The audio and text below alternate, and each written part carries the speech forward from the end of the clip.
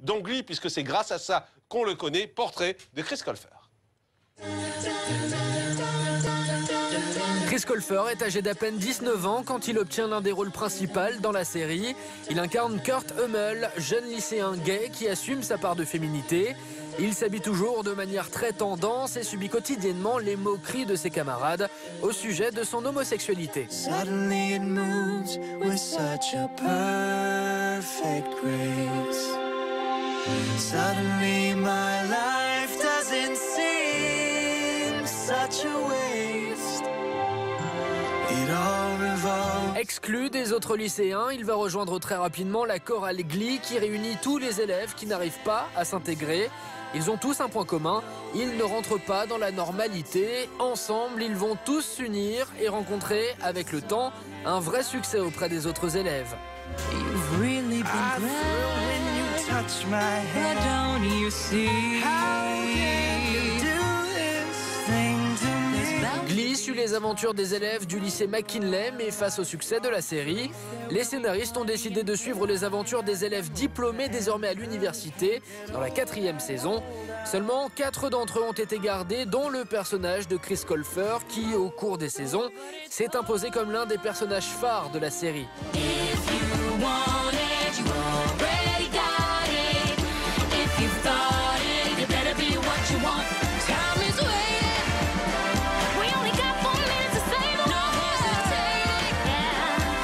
Son interprétation d'Angly lui vaut de nombreuses récompenses. La dernière en date, le People's Choice Awards 2013 du meilleur acteur dans une série comique, mais aussi le Teen Choice Awards 2012 du meilleur acteur dans une série comique, ou encore un Golden Globes 2011 du meilleur acteur dans un second rôle dans une série. Voilà. Et avec nous, Chris Colfer nous a rejoint en direct sur ce plateau. Bonsoir Chris.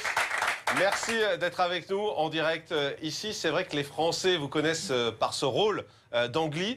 Moi, j'ai découvert que vous faisiez plein d'autres choses. J'ai découvert que vous étiez à la fois, vous produisiez, vous écriviez. Vous avez vraiment beaucoup d'activités alors que vous êtes tout jeune. Oh, très busy. Très occupé.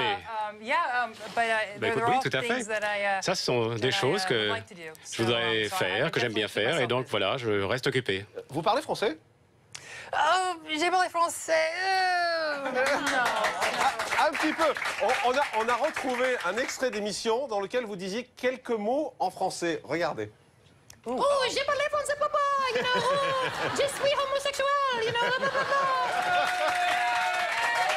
I'm working on it. Donc j'y travaille. I'm perfecting it. J'essaie de m'améliorer. Vous avez étudié le français? I did. Oui, I studied absolument. J'ai étudié 2 ans le français à l'école. 5 other students in the class. Moi et 5 autres élèves dans la classe seulement. Alors, on va parler de Glee, hein, puisque c'est d'abord c'est par ça et par cela qu'on vous connaît. Dans Glee, on vous voit chanter, on vous voit danser. Vous avez l'air très complet, un artiste très complet. Vous avez dû apprendre tout ça pour le rôle ou vous aviez déjà ça en vous? Oh, well, I grew up doing moi, j'ai grandi community theater, en faisant du théâtre de communauté. Donc j'ai toujours joué, j'ai toujours dansé, j'ai toujours chanté habituellement. Quand je dansais, quand je chantais, c'était contre ma volonté, on m'a forcé à le faire, mais voilà, mais j'ai essayé de tout faire ensemble. Alors, il y a une séquence qui cartonne sur Internet. Quand on tape votre nom, on tombe forcément là-dessus. C'est dans le spectacle Glee qui a tourné à travers le monde, quand vous étiez sur, vous chantiez et vous dansiez le titre de Beyoncé, Single Ladies. On en regarde un petit bout parce que vous êtes totalement déchaîné là-dessus. J'adore ce moment-là. Regardez. Oh no!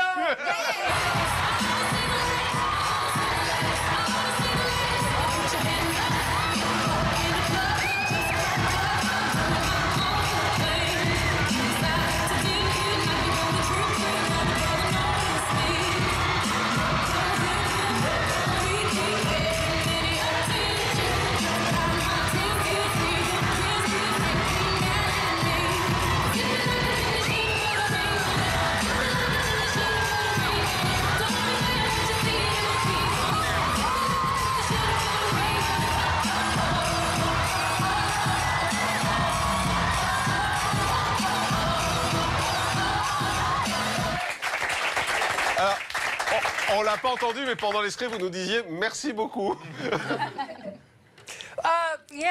Bah oui, écoutez, moi je ne sais pas jurer en français, je ne connais pas le juron, donc tout ce que je sais dire c'est merci. Alors. Parce que vous n'aimez pas vous voir?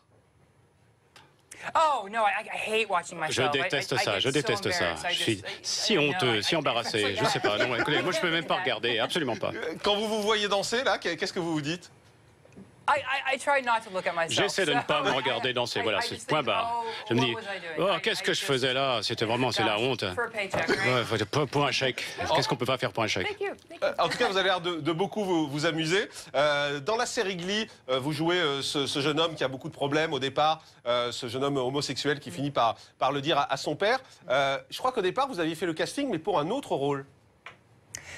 Oui, I auditioned for Absolument. J'ai passé l'audition pour le rôle d'Artie. Et à l'époque, ils avaient un personnage qui s'appelait Régis. Ils ne savaient pas quoi faire avec. Et donc, ils ont essayé d'impliquer un autre personnage dans l'histoire. Et ils m'ont choisi à ce moment-là. Ils ont créé un personnage pour moi. Ça a été créé spécialement pour vous? Oui. Et ça veut dire que c'est un personnage qui vous ressemble? Ben oui. Ils l'ont appelé Kurt parce que ils ont appris que je jouais du Kurt Von Trapp quand j'étais plus petit et que le nom de famille vient d'une poupée allemande parce qu'ils disent que je lui ressemble. Alors, en tout cas, on a retrouvé, nous, votre casting quand vous avez voulu être dans Glee. Regardez les images de ce casting. Il était tout jeune à l'époque, regardez.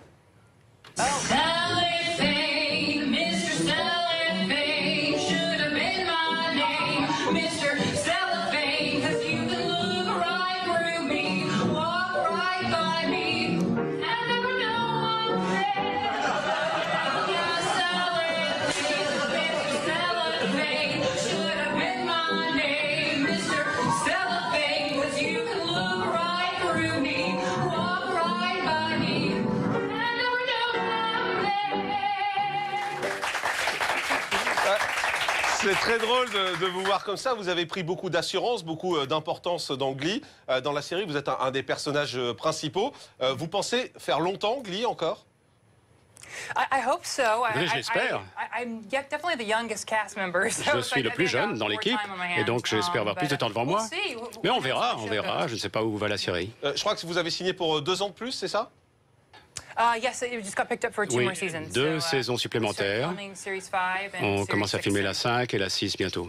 Ce qui est étonnant, c'est que vous auriez pu être enfermé dans le personnage de Glee, dans le personnage que vous avez dans Glee. Or, vous arrivez à en sortir, vous arrivez à faire un film dont on va parler et qui sort en France ces jours-ci. C'est facile aux États-Unis de changer de peau parce qu'en France, en général, on met les acteurs dans des petites cases et ils ont du mal à sortir quand vous êtes policier. Dans une série française, vous restez policier tout le temps, partout, toujours. C'est pas Julie Lescaut non plus. Aux États-Unis, c'est différent. Oui, c'est très différent. Mais ça n'a pas été un grand défi de faire l'aller-retour parce que Carson me traîne dans la tête depuis un certain temps. Et moi, je n'ai pas beaucoup étudié pour le faire. Je connaissais ses caractéristiques. Et ensuite, redevenir Kurt Hammer, c'est ma propre personnalité. Maintenant, c'est une seconde peau pour moi. Alors, vous avez 23 ans, je crois, c'est ça?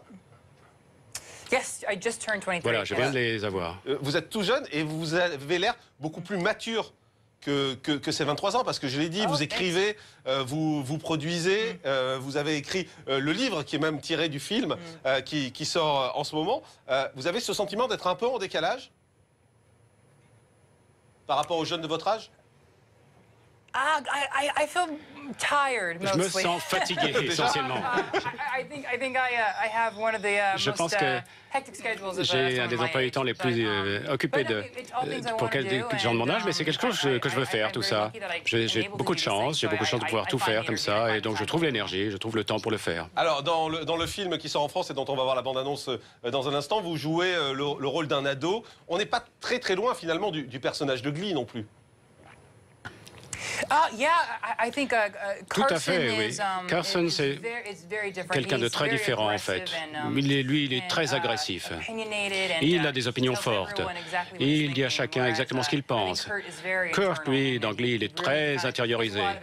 Il a beaucoup de pensées intérieures. Mais il y a beaucoup d'humour également dans ce film. C'est pas un film sombre du tout. Moi, j'ai eu l'occasion de le voir. On s'amuse beaucoup, on rit beaucoup. Il y a une ambiance un peu particulière. Thank you. Écoutez, merci. J'essaie d'être drôle, j'essaie d'amuser les gens. Mais je pense que ce que j'aime, c'est faire verser dans les deux tableaux. J'essaie de mêler les émotions. Alors, on va regarder la bande-annonce justement de ce film. On l'a pas, donc on va pas la regarder. Donc on aurait dû regarder la bande-annonce. À la fin du film, visiblement, vous étiez un peu triste de quitter tout ça et vous avez écrit ce qui aurait pu être finalement le livre du personnage, c'est ça? Le livre, c'est le journal intime du personnage. Je l'ai écrit après le film, donc j'ai fait les choses à l'envers.